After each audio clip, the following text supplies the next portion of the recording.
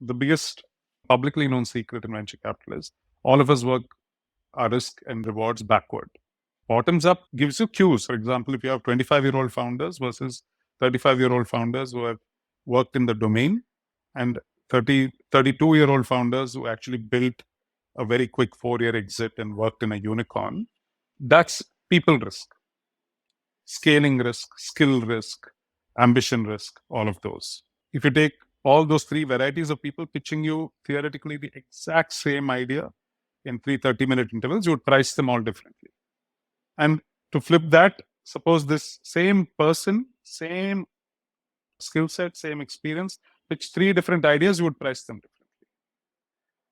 Because you have a perception on end state market and business model. You'll get it wrong 8 out of 10 times, both when you pick a company and when you say no to a great company. What does it mean? That you didn't understand those well enough. And that's the reality of the market. 90% of the time, even the entrepreneur doesn't know it. So it goes back to, that's why the necessary ingredient of resilience. Because without that, you can't survive the test of the market. You're not copying. We're not building another cement factory. We're not doing solar installations. Is venture capital about funding the next unicorn or backing exceptional founders who are hardwired to think differently and bet against conventional wisdom? My next guest on the 1% Project is the humble, decisive communicator and counterintuitive thinker, Karthik Reddy. Karthik is a co-founder and managing partner at Blume Ventures, one of India's pre-eminent early-stage venture funds.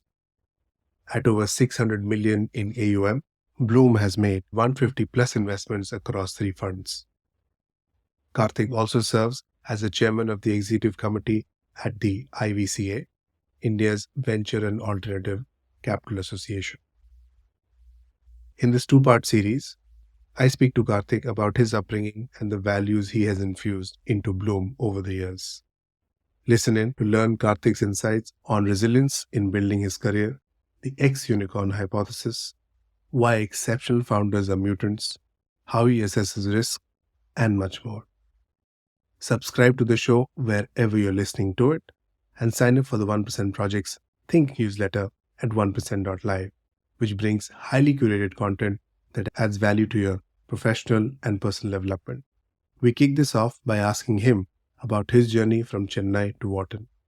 So a few pit stops in between. I think Wharton was this aspirational, or rather going to the US was this aspirational thing, that yearning that never got fulfilled for 8-9 years. I didn't ever plan to go for undergrad, but post that, I was as part of the South Indian gang in Roadkey, always wanting to get to the US. And I think almost everybody else did, except for me and one more guy. I think we stayed back and last minute made a U-turn and stuck to IM admissions.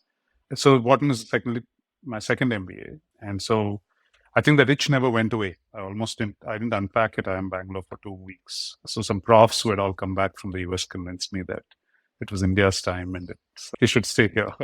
And while I listened to them and made great friendships and thoroughly enjoyed my 2 years at IMB, which got me my first job in Bombay, which has become my current hometown in some sense, that itch to go and experience the US never went away. And so Wharton was a clever hack of getting the best of many worlds. I eventually ended up meeting my wife at Penn. And people ask, why did you go and do a second one? I said, fate had arranged for other aspects of life also to fall in place. We met within the first week, and she's a painter. She was doing the arts there, and that's how Wharton happened.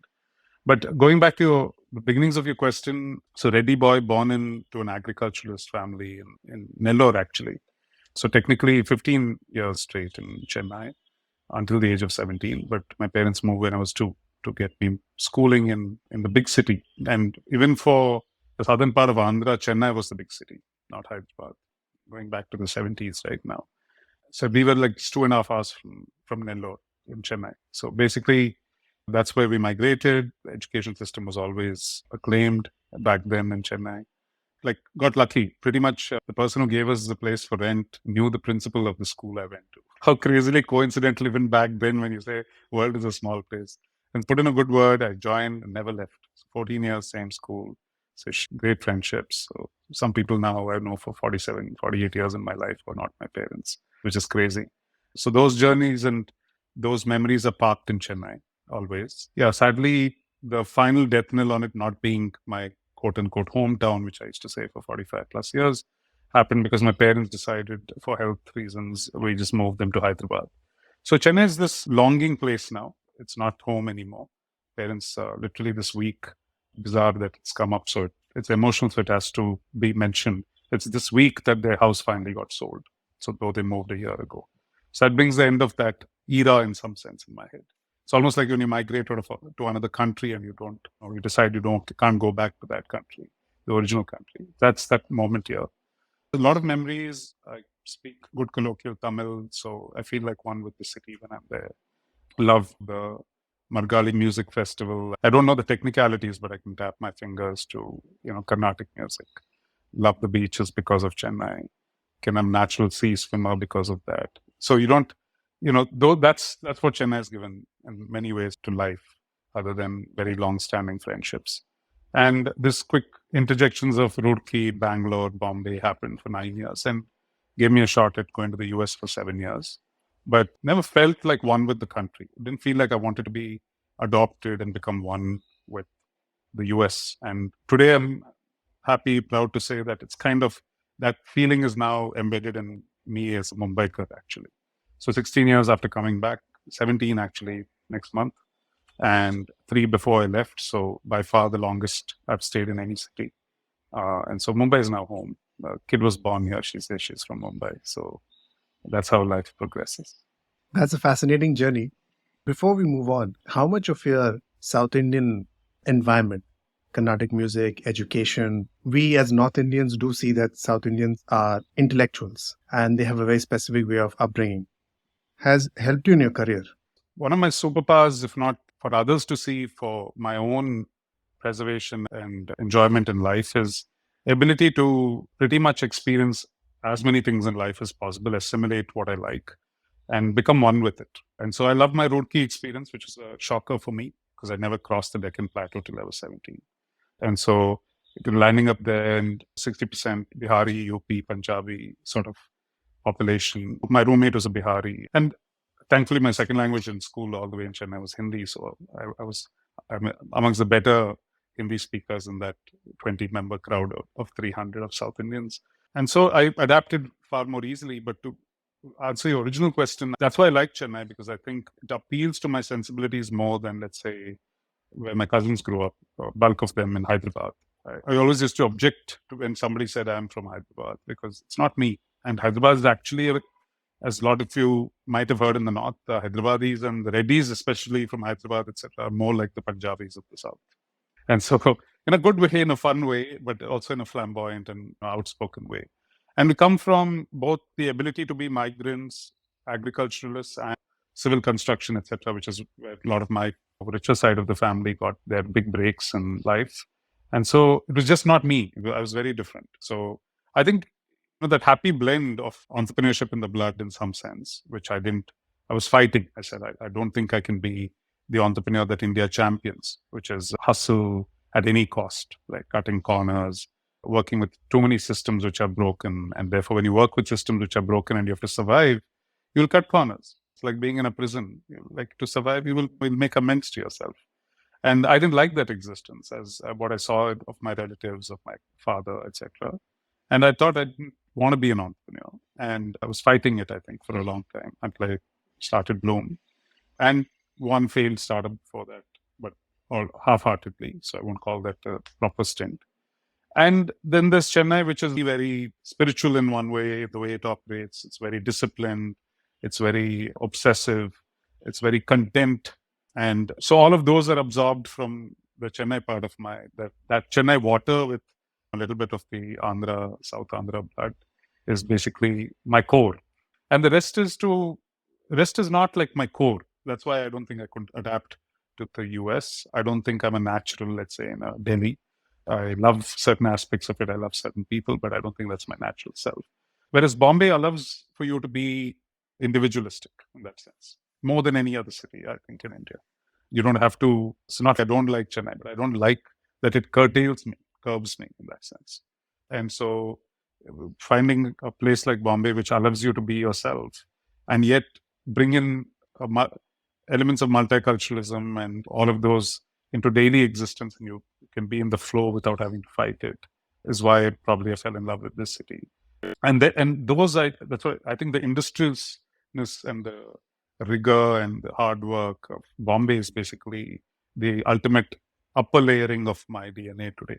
And so it's those original roots, and then this is the layering. I think these three probably have shaped who I've become the most. That's why it eventually becomes a superpower, because I can't be closeted or bucketed into a little window and call me a Chennai guy or a Reddy guy or a Bombay guy. I'm too much of all. Actually, that leads me to ask, in 2010, you kicked off Blume.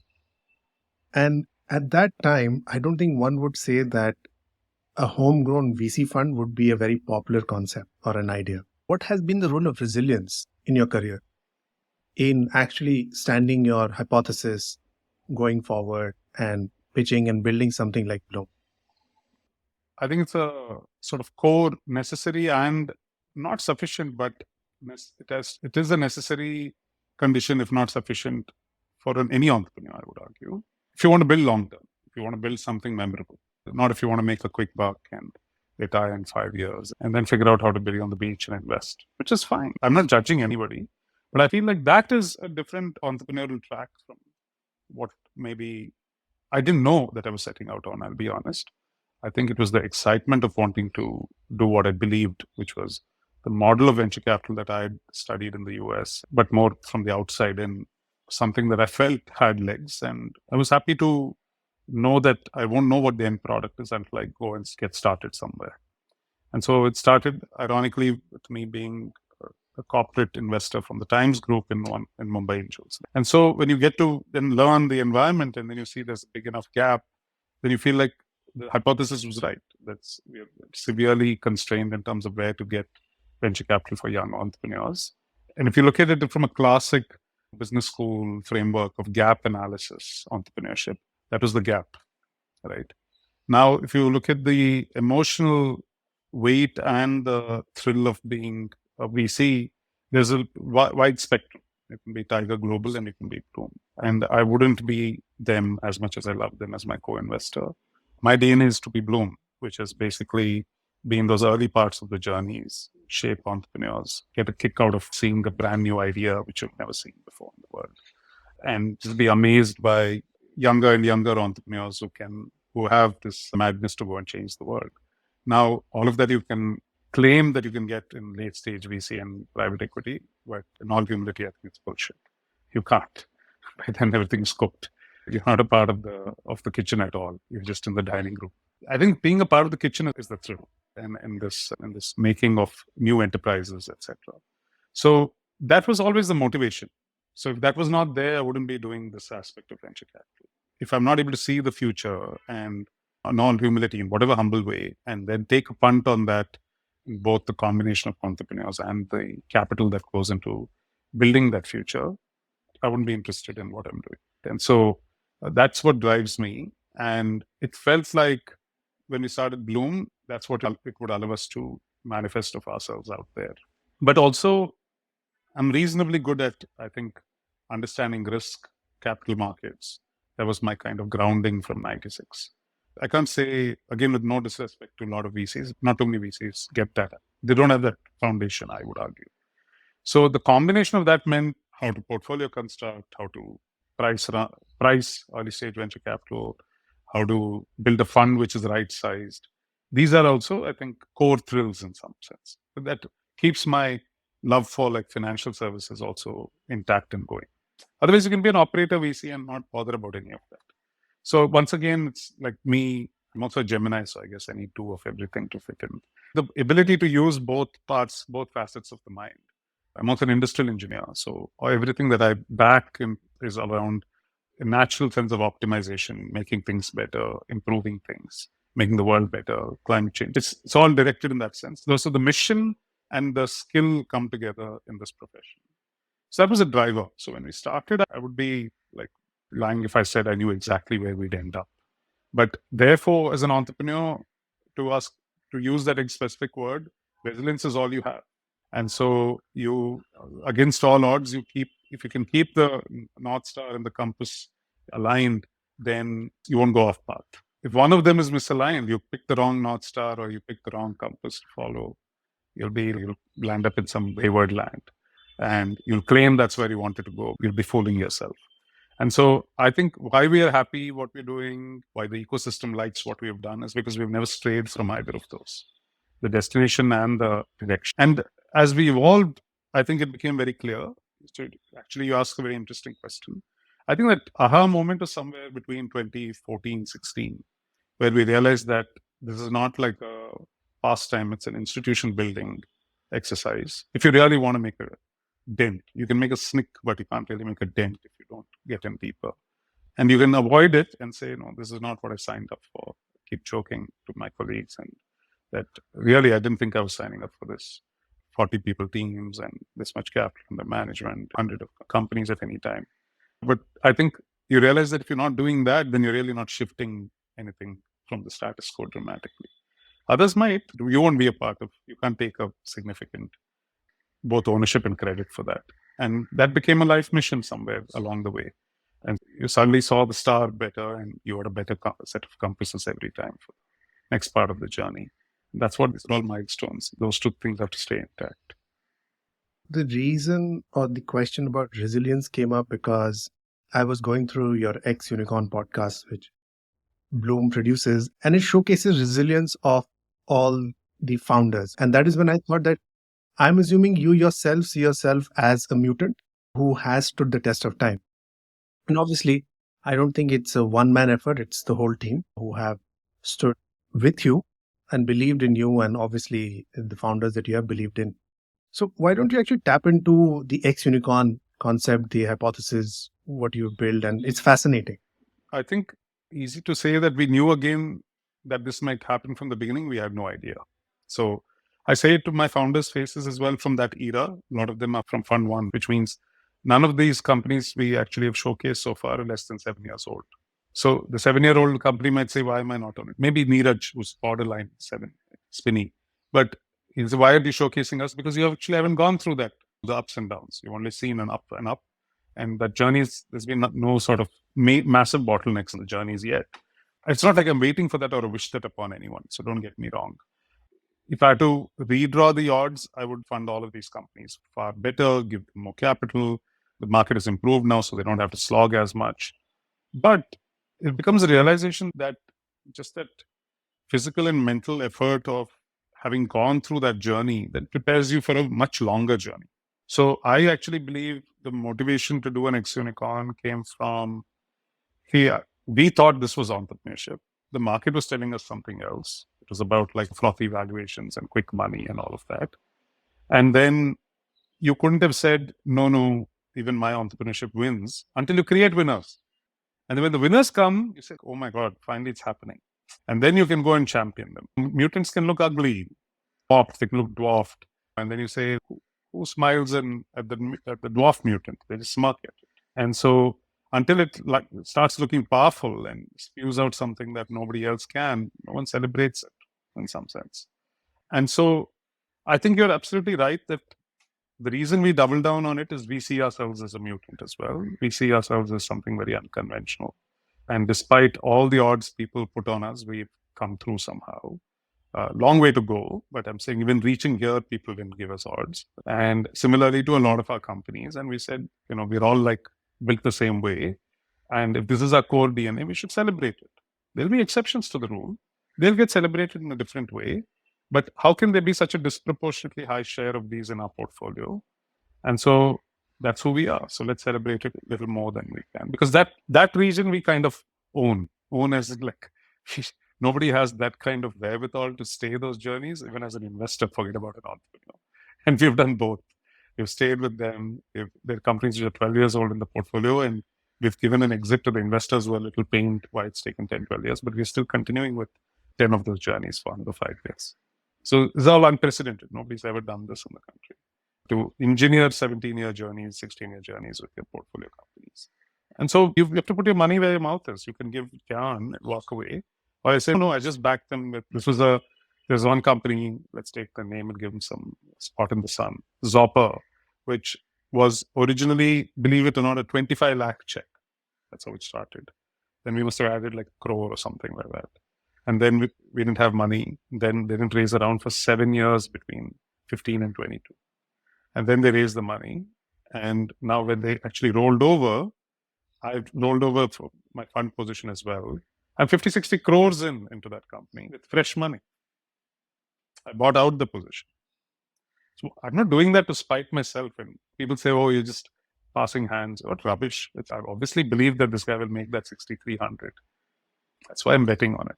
And the fact that can happen is unprecedented. Nobody's done this in this country. So people say, oh, show me a quick buck, 5 years. I need to show IRR quickly. That's a financial problem. I get that. That's what I get paid to do. But I think the thrill and the journey with that founder is unparalleled. And that's what we've realized, that's what we are about. And that's what we get the biggest kicks off in what we do. And thankfully, our founders reciprocate that love both publicly and privately. And they begin to realize after a few years that we are a little different from most others. I'm not saying better or worse, a little different. I would recommend everybody to listen to X Unicorns. I think fascinating stories, fascinating insights, and a lot of understanding on how to probably persevere over years, not only months, to get to where they are today. You talked about a few things which obviously I want to get into: long-term brand building. But before that, you mentioned about risk. There is, in the venture capital world, there is risk in investing in a startup, there's risk in setting up the fund, and there are multiple risks associated at different stages. So how do you assess risk? It's a good question. I'm not trying to rediscover financial principles or capital markets. Not even a speck. That's like now to contextualize thinking that Earth is relevant in the scale of the universe. Therefore, they're my God, meaning I'm not bigger than the markets. I'm not bigger than the financial principles that everybody else operates on. I can't have my own finance, no? I have to operate with the finance that my next round investor, my entrepreneur, the public market all believe in. So whatever that belief is, this is money, this is how it grows, this is what we invest in for, and how it can actually give back money, which is the concept of markets, has to be understood.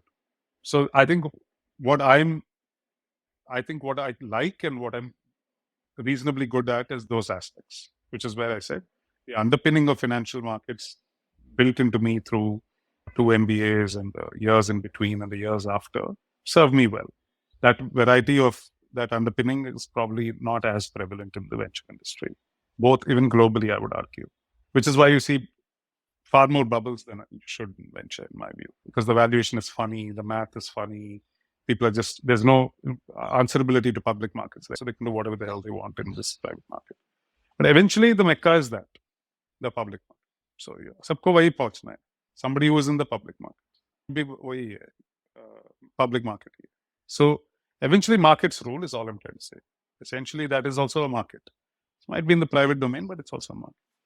So, my principles of risk are driven by, if that is the end state, how can you interpolate and work all the way backward to what does it take to understand seed stage risk relative to A, B, C, D, E, F public. The biggest publicly known secret in venture capital is all of us work our risk and rewards backward. Bottoms up gives you cues. For example, if you have 25-year-old founders versus 35-year-old founders who have worked in the domain, and 32-year-old founders who actually built a very quick 4-year exit and worked in a unicorn, that's people risk, scaling risk, skill risk, ambition risk, all of those. If you take all those three varieties of people pitching you theoretically the exact same idea in 3 30-minute intervals, you would price them all differently. And to flip that, suppose this same person, same skill set, same experience, pitch 3 different ideas, you would price them differently. Because you have a perception on end state market and business model. You'll get it wrong 8 out of 10 times, both when you pick a company and when you say no to a great company. What does it mean? That you didn't understand those well enough. And that's the reality of the market. 90% of the time, even the entrepreneur doesn't know it. So it goes back to, that's why the necessary ingredient of resilience. Because without that, you can't survive the test of the market. You're not copying. We're not building another cement factory. We're not doing solar installations. We're trying to reinvent the world in some way, which means you don't know how it will play out. So if there's a humility in that, then all you're playing with is massive market, I'll discover it. And you have a view, you have an opening view. If the view is shaky, you won't pick the thing. So risk pricing की बात ही कहाँ से आई? आपको समझ में नहीं आया कि you converted that to a 0-1 decision first. No. So you don't have a view on something which is zero in your head. That means I won't even play it. That means you don't understand the risks, so you stay out. That's actually the humility of a good VC, if you ask me. समझ में नहीं आया, बाहर रहिए. समझ में आया, then you go and play that, and then you try to assess one of these two. The more confidence you have on how to assess people risk, how to assess market risk, the more accurate your pricing might be and your understanding of that risk might be. Doesn't mean anything. You know why? Because until you can fund this ad infinitum, you're going to expose yourself, the founder, and the business afresh to the God state, which is market, in 12 months from now. And that market absurdly inefficient compared to the public market. So कुछ भी हो सकता है. Like you went, it's almost like picture में दिखाते हैं where, you're walking down the thing and your dream life partner walks by 10 feet apart and you don't know they went by. VC में भी हो सकता है वो. There might be a person sitting 2 doors away in another VC building who's just looking exactly for something like what you're building. But for whatever reason, you didn't meet them. You can say ऐसा कैसे होता है? Perfect market है, they should have gone pitched everybody. ऐसे नहीं होता है sir. Timing है, thesis है, gap है. Somebody might say, yeah, I really like it, but I've done 2 deals in Jan and suddenly. So I'm not doing anything for the next 6 months. ये कहाँ का logic हुआ? That's not a way to assess risk, na?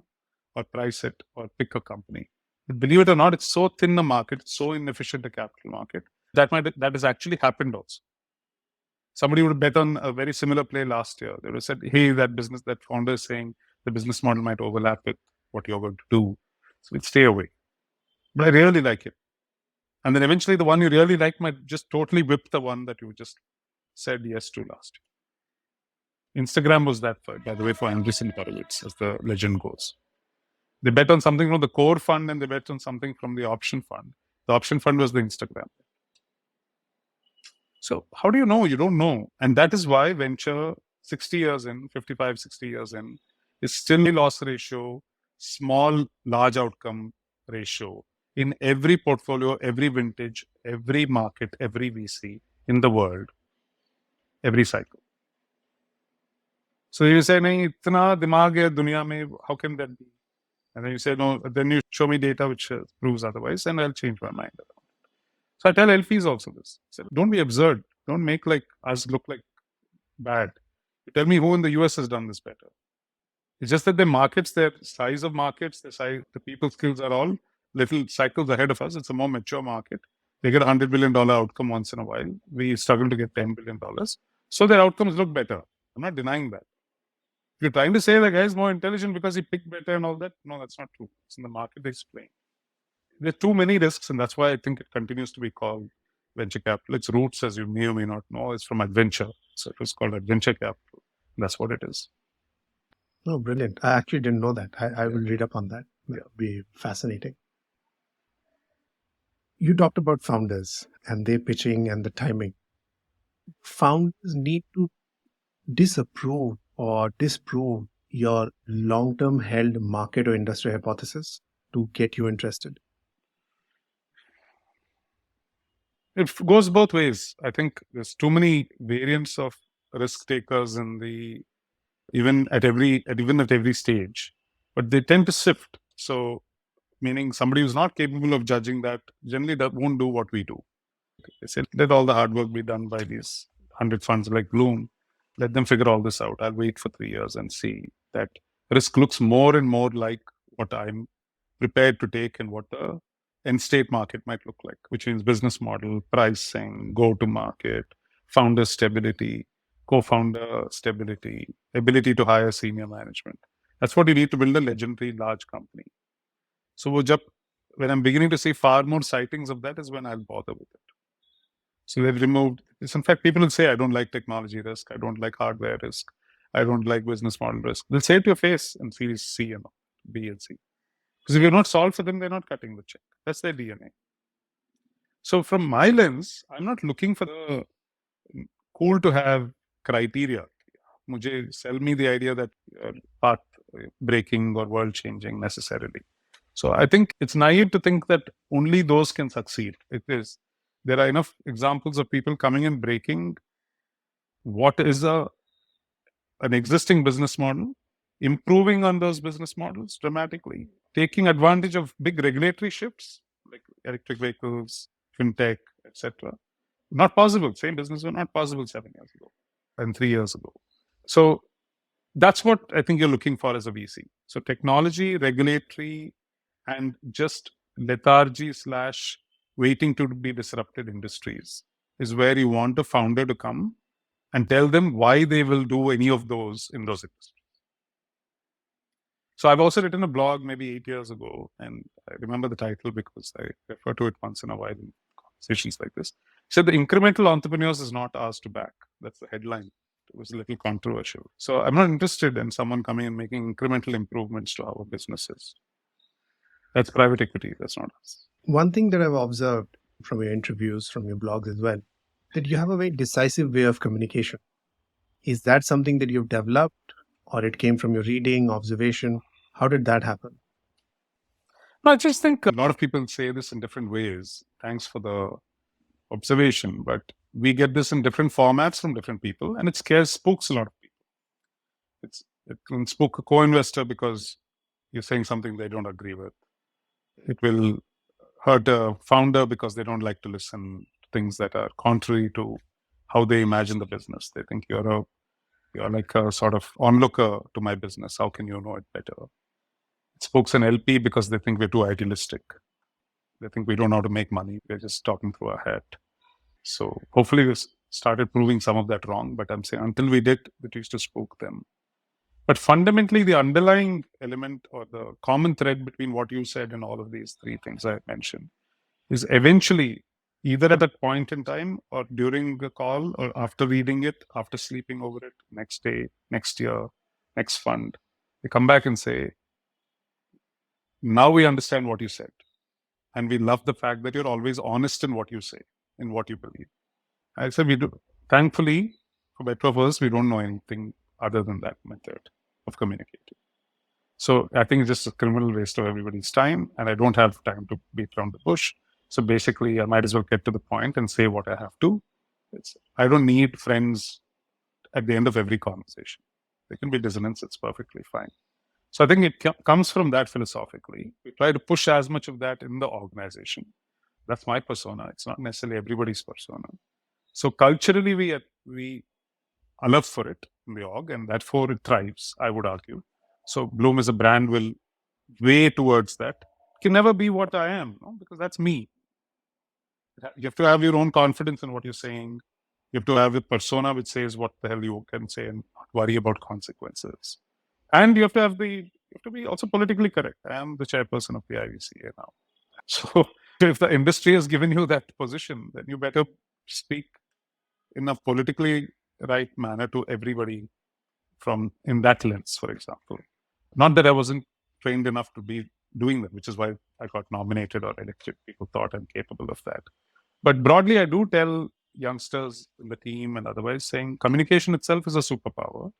And you got to know what to say, when to say, how to say. Sometimes it's about waiting 12 hours. Sometimes it's about leaving a voice note. Sometimes it's about adding an emoji. Sometimes it's about using a podcast, which is why I enjoy these sessions. So thanks for having me again. Because it allows you to communicate something which a natural setting will never offer. And an outside-in curiosity that you bring is not something that people around you don't ask, number one. They don't know how to articulate this question. And B, they take it for granted because it's like how you listen to your parents. You take what they say for granted. And so that happens a lot with our podcasts and our team. So the podcast allowed me to contextualize or summarize views at a level that they don't hear them from me otherwise. So That's why you hear them the way you do or read them the way you do wherever they're in the public domain. They're the most like clean, straight from the heart, no agenda, no, or either kind, nothing to hide, conversational style. We conclude part 1 of the 2-part series with Karthik about his values and how they have built his career. In part 2, we discuss how he has infused his values into Blume. The 3 key takeaways from this conversation are: number 1, by being open to different cultures and experiences, one can develop a unique perspective that sets one apart from others and allows one to excel in their career. Number 2, if an entrepreneur can maintain resilience against all odds and keep the North Star and the compass aligned, they will stay on path and will be able to make a meaningful impact. And number 3, communication is a superpower, and knowing what to say, when, and how to say it can immensely increase one's chances of success. If you enjoyed this episode, share it with someone who will find it valuable. For any recommendations and feedback, you can drop me a line at Pritish@1%.live. Until next time.